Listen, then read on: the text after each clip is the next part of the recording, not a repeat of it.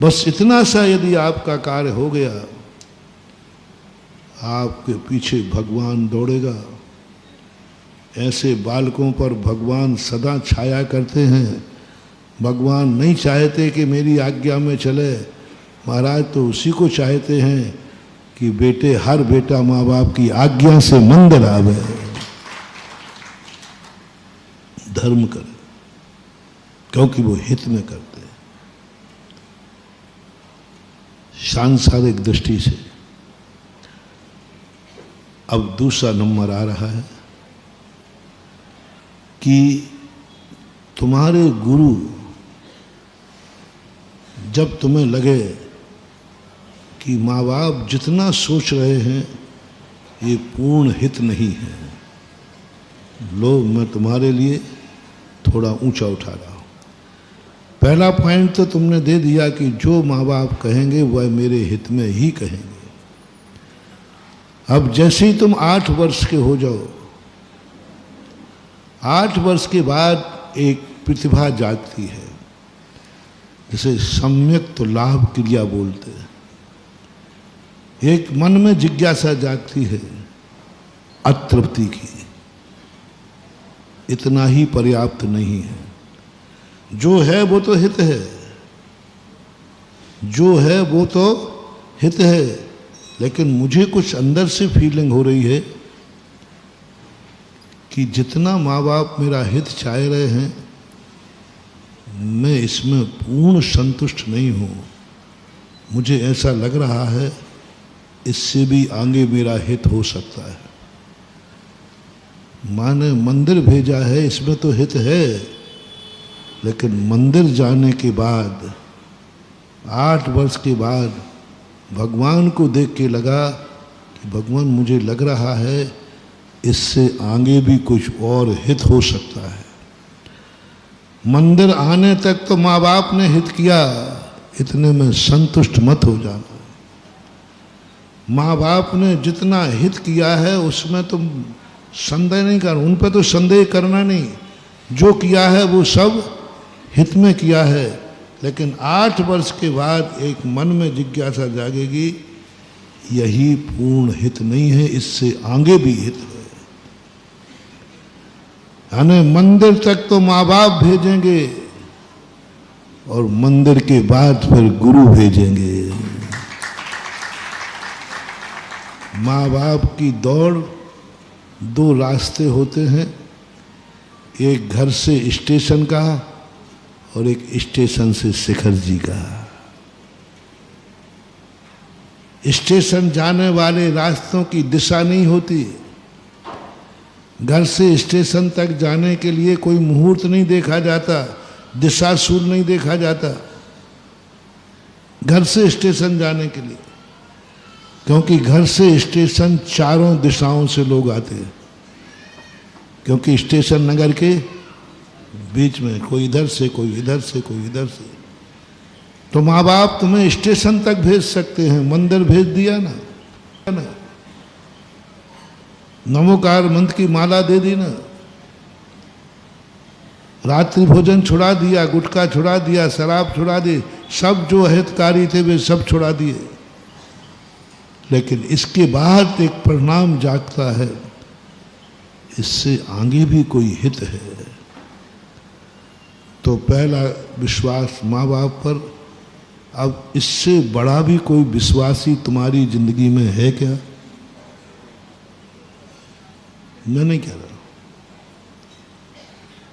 माँ बाप तक यदि तुमने अपनी अंतिम जिंदगी पर विराम दे दिया तो बस मंदिर तक आते रहोगे, मंदिर आओगे, पूजा करोगे, घर जाओगे, बस चूहे की दौड़ मंगरे तक, इससे ज़्यादा कुछ नहीं कर पाओगे। बस मंदिर जाना है, लौट के आना है, बस यही चलता रहेगा। इसलिए 8 वर्ष की बात कहा, एक और जगत पिता है, एक और जगत माँ है, एक और जिस पर तुम विश्वास करना, उसका नाम है गुरु। यदि गुरु पर तुम्हें, वही बारी बात, यदि तुमने गुरु बनाया है तो पहला लक्षण देखना, ऐसे नहीं बोल देना जिस चाय को गुरु बोल दो। गुरु अंदर से स्वीकार किया जाता है, शास्त्रों से नहीं, शास्त्रों से नहीं। शास्त्रों से साधु स्वीकार किया जाता है और आत्मा से गुरु स्वीकार किया जाता है। ये साधु है, अपनी बुद्धि से नहीं, अपनी अकल मत लड़ाओ। ये साधु है कि नहीं, शास्त्रों से जानो। शास्त्रों में साधु किसे कहा है? विषयासा बसाती तो निरारंभो परिग्रह ज्ञान ध्यान तपो रखता तपस्वी सा। ये आगम से जानो। साधु की परिभाषा अपनी बुद्धि से कभी नहीं लगाना, कभी नहीं लगाना। तुम भटक जाओगे, तुम्हें साधु की पहचान होती ही नहीं है, तुम पहचान ही नहीं सकते। कोई भी साधु तुम्हें धोखा दे देगा, क्योंकि तुम्हारी कुवत ही नहीं है कि तुम साधु को पहचान जाओ। पूज्यवर समंतभद्र महाराज कहते हैं साधु की पहचान आगम से। आगम में साधु की परिभाषा क्या कही, बहुत बड़ी बात है महानुभाव। समंतभद्र महाराज ने गुरु शब्द का प्रयोग नहीं किया। श्रद्धान करते समय उन्होंने गुरु शब्द का प्रयोग नहीं किया, तपस्वी का किया। उन्होंने तपस्वी की परिभाषा बनाई, विषयासा बसाती तो निरारंभो प्रयोग ज्ञान ध्यान तपो रखता तपस्वी सा प्रशस्त थे। आगम से जानो, आगम का थर्मामीटर लो, ये साधु है कि नहीं। पहला आगम से।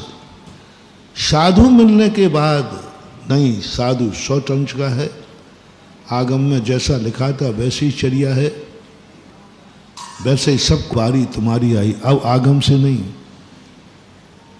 क्या जो साधु है, क्या तुम उसे गुरु मान सकते हो? क्या वह तुम्हारा गुरु हो सकता है? साधु हजारों हो सकते हैं, सच्चे साधु की बात कर रहा हूं, खोटे की नहीं। सच्चे साधु हजारों हो सकते हैं, लेकिन कुंद कुंद भगवान प्रवचन सार में कहते हैं गुरु एक ही होगा। साधु बहुत हो सकते, 3 कम 9 करोड़ साधु हैं, लेकिन गुरु दीक्षा दायका गुरु एका। पूज्यवर कुंद कुंद भगवान कहते हैं जो दीक्षा देने वाला है वही एक गुरु होता है। गुरु अनेक नहीं होंगे, साधु अनेक होंगे। नमो लोए, बोलो नमो लोए। संसार के समस्त साधुओं की वंदना है, नमस्कार है, आराधना है, सब है। कोई उसमें उनका अनादर नहीं करना। पूजा करना, आहार देना, साधु को आहार देना देनी चाहिए। साधु की पूजा करना चाहिए, साधु की वंदना करना चाहिए, साधु का छतमास कराना चाहिए, साधु के प्रवचन सुनना चाहिए, सुनना ही चाहिए। सब चीजें, कोई अनादर नहीं करना, किसी भी साधु का अनादर नहीं करना।